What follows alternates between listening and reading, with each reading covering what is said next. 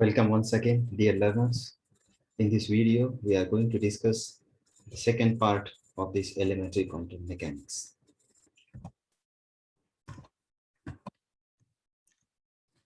Second part consists of four important concepts of this basic quantum mechanics: Bohr's model of hydrogen atom and its defect, quantum effect,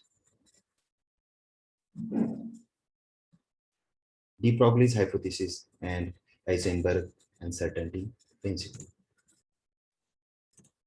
Let us first discuss with introductory part.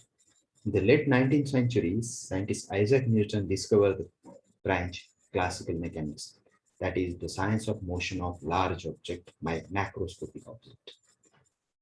This classical mechanics explain the motions of small particle to a large particle, and it is applicable for even for a small moving cricket ball, football, a moving car, or to a moving planet also.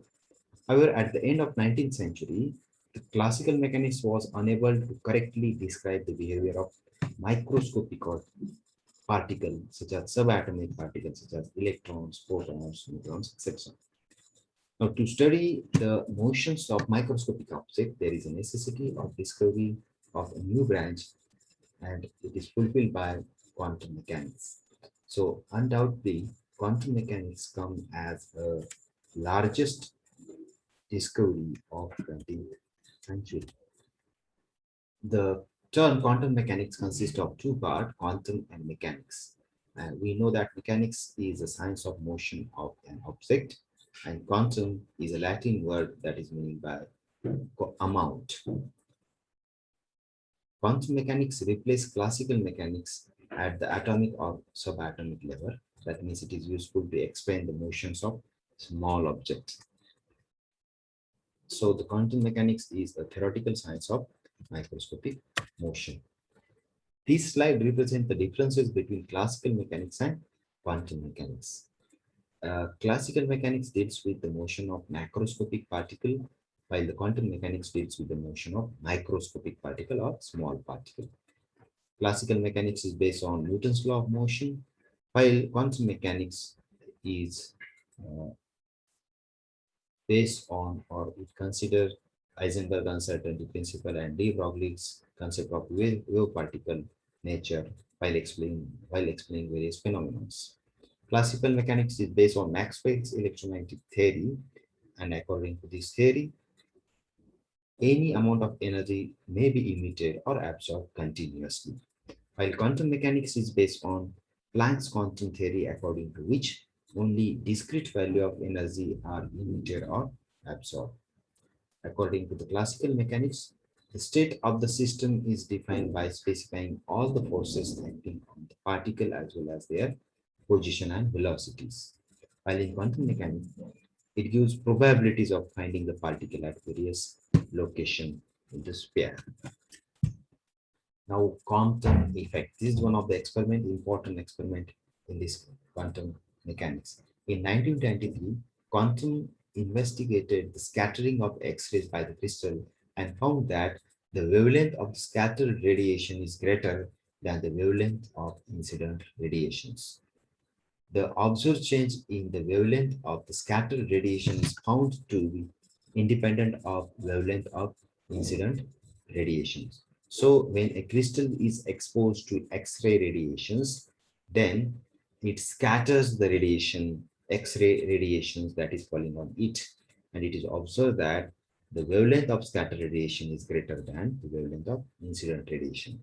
And this change in wavelength or frequency of the scattered radiation is known as quantum effect. Quantum effect is nothing but the change in wavelength or frequency of scattered radiations.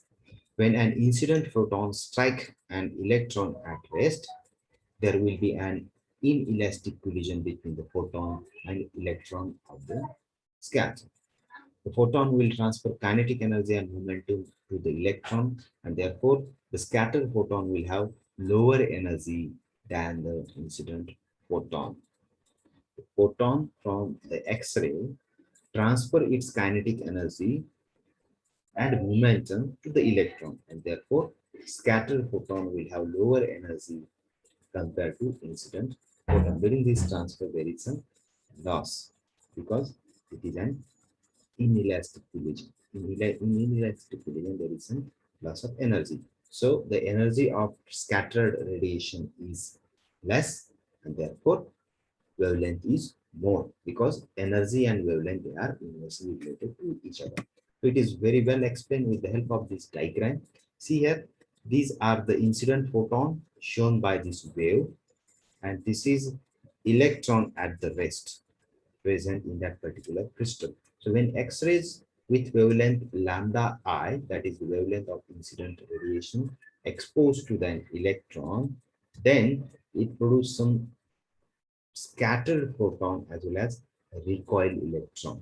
Okay, and these are the angles made by this recoil electron and scattered photon with the path of incident photon.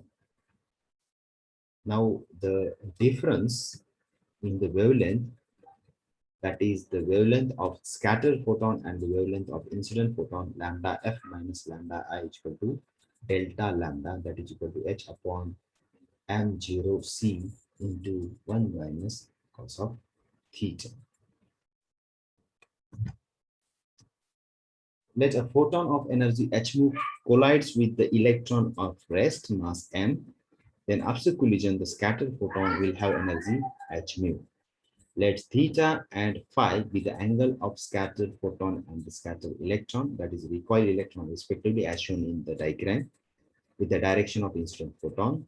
The change in wavelength due to the scattering can be determined by this equation, lambda f is equal to h upon m0 c into 1 minus cos of theta. So with the help of this equation, we can calculate the difference in the wavelength, that is scattered wavelength and incident wavelength and scattered wavelength. Next is Bohr atomic model. The electron, according to Bohr's atomic model, the electron in an atom revolve around the nucleus in definite circular orbit. Each orbit is associated with a definite amount of energy, and the energy of an electron remains constant so long as it stays in that orbit. Such state is known as stationary states, and each state corresponding to the certain energy level or energy set. So according to the Rutherford atomic model, electron is revolving around a circular path around the nucleus in a circular path, and according to the classical mechanics, if a charged particle is in motion, it emits its energy, and after certain motion, it loses energy, and electron will fall into the nucleus. That is, and that atomic structure is not stable. That is the drawbacks of the Rutherford atomic model. This drawback is overcome in this case, Bohr's atomic model. According to Bohr's atomic model, electron is revolving in a circular path that is called as orbit, and energy of that electron in that particular orbit is fixed. So that is called as a stationary states. If the electron jumps from one orbit to another orbit, then and then only its energy changes. Otherwise, in a particular orbit, the energy of that electron is fixed. That is called as stationary states. Electron in these states do not radiate energy. Okay, in that particular motion, electron does not emit energy, radiations. The emission or absorption of energy in the form of radiation can only occur when an electron moves from one stationary state to another stationary state. Okay, either emission or absorption of the energy takes place if electron jump from one orbit to another orbit. Energy is not emitted or absorbed gradually, but in the unit of h mu, known as quantum, where h is Planck's constant and mu is frequency of radiant energy. For another postulates, the further the energy level from the nucleus, greater is the energy associated with it. Energy is absorbed when the electron jumps from an inner orbit to outer orbit. and emits when it jumps from outer to inner orbit. Okay, so if electron is present in a orbit that is very close to the nucleus, that is called as inner orbit. And if electron jump from inner orbit to outer orbit, then for that change or for that transition, energy is absorbed because electron jump from lower energy to higher energy. But when electron jump from outer orbit to inner orbit, in that case, it jump from higher energy to lower energy. In that case, it emits energy. Okay. So in this case, either there is absorption or emission of energy depending upon the electron in which it is showing the transitions. The size of the quantum emitted or absorbed is determined the energy of the electron in the initial and final stationary state. If E1 and E2 are the energies of initial and final state respectively, and mu is the frequency, then energy emitted delta E is equal to E2 minus E1, and that is equal to h mu. When an electronic transition from one stationary state to another takes place so as to replace the energy, an emission spectrum is produced. When the energy is absorbed, an absorption spectrum is produced. Okay, so the spectrum is produced due to the emission, that is called as emission spectrum, and if a spectrum is produced due to the absorption, that is called as absorption spectrum. The energy associated with each orbit is given by the condition that the angular momentum mvr of the electron revolving in the orbit can have only some discrete value, which is a simple whole number multiple of a definite quantity h upon 2 pi.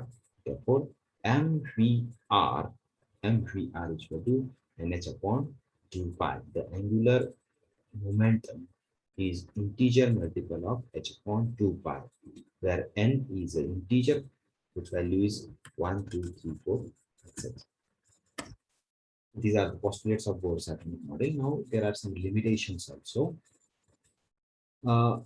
It violates the Heisenberg uncertainty principle. The Bohr's atomic model theory consider electron to have both a known radius and orbit, that is, known position and momentum at the same time, which is impossible according to Heisenberg uncertainty principle.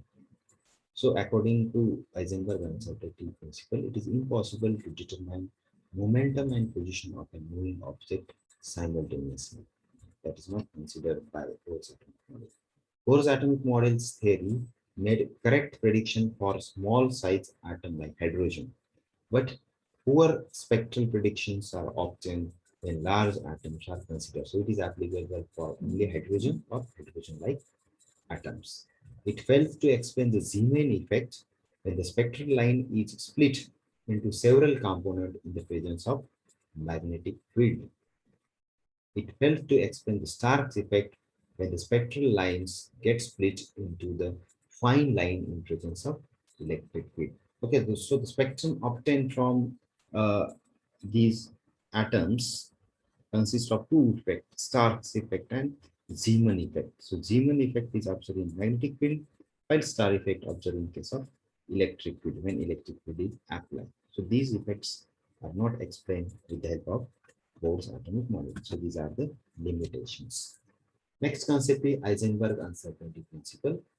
According to this concept, the Heisenberg uncertainty principle is proposed in 1927.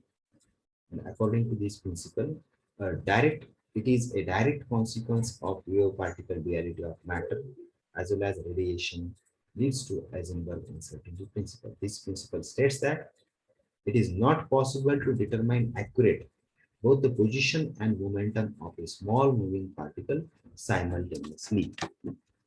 Simultaneous determination of position and momentum of small moving particle is not possible. That is statement of uncertainty principle. So here delta x is uncertainty in position, delta p is uncertainty in momentum, delta x into delta p is greater than equal to h upon 4 pi. That is the mathematical form of Heisenberg uncertainty principle. Now, what are the physical significance of uncertainty principle? This principle explains why it is possible for radiations and matter to have dual nature. It helps in understanding many phenomena like absence of electrons within nucleus, existence of photon and neutrons in nucleus, binding energy of an electron in atoms, etc. It also states that we can only predict the probable behavior of quantum mechanical system and not the exact behavior. Next concept is de Broglie's hypothesis. In 1923, Louis de Broglie extended the concept of wave particle reality to electron and hypothesized that electron can also behave as a wave. In this hypothesis was tested and confirmed experimentally with the help of an experiment, that is Davison and Germer experiment. In this experiment, electrons were accelerated at a metal surface, scattered onto a viewing screen, and produce a diffraction pattern, which can only be explained using the wave path properties. In latter experiment, it was shown that other subatomic entities such as neutrons and protons can behave as a wave. In fact, all ordinary macroscopic objects can behave as wave or as particle. This is become this is because known as wave particle dual nature of matter.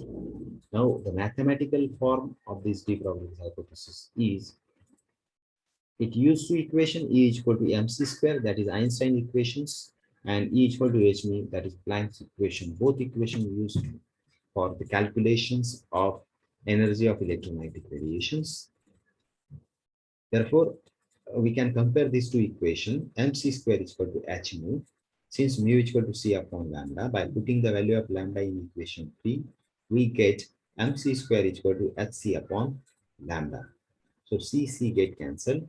M into C is equal to h upon lambda. But M into C, that is the product of mass and velocity, that is equal to momentum. And therefore, it is equal to P. So P is equal to h upon lambda. Therefore, h upon P is equal to lambda. This is de Broglie's equation used for the calculation of wavelength. Now, there are some problems based on this de Broglie's equation. What is the de Broglie's wavelength of a baseball with mass 120 gram and a speed of 44.7 meter per second? Here, a mass is given, m is equal to 120 gram, convert it into the kilogram, 0.120 kilogram. C is equal to 44.7 meter per second, that is velocity. H is Planck's constant, whose value is given 6.626 into 10 raised to minus 34 joule second. And here, clearly asked calculate de Broglie's wavelength. Therefore, we use this the equation for the calculation of de Broglie's wavelength. Lambda is equal to h upon p, where p is equal to momentum, that is mass into velocity. Now, putting all these value, we get the final answer for wavelength. Lambda is equal to 1.23 into 10 raised to minus 34 meter.